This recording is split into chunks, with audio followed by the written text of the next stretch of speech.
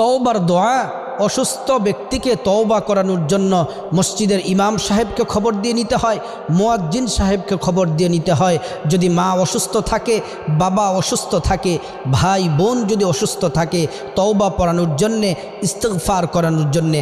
আজকে আপনাদের সামনে এমন একটি ছোট্ট দোয়ার কথা বলবো, এটা হচ্ছে তওবার শ্রেষ্ঠ দোয়া। এই দোয়াটি যদি পড়তে পারেন, আল্লাহ তাআলা জীবন যৌবনের সমস্ত গুনাহগুলো আল্লাহ তাআলা মাফ করে দিবেন।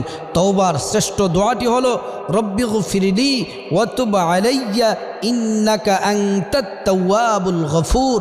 এই দোয়াটি যদি পড়েন, আল্লাহ তাআলা জীবনের সমস্ত গুনাহগুলো মাফ করে দিবেন।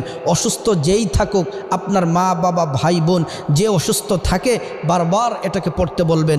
যদি পড়ে ইয়াকিনের সাথে, ইখলাসের সাথে যদি পড়তে পারে, আল্লাহর কাছে যদি চোখের পানি ফালাইয়া যদি আল্লাহর কাছে যদি কান্নাকাটি করতে পারে, আল্লাহ তাআলা জীবনের সমস্ত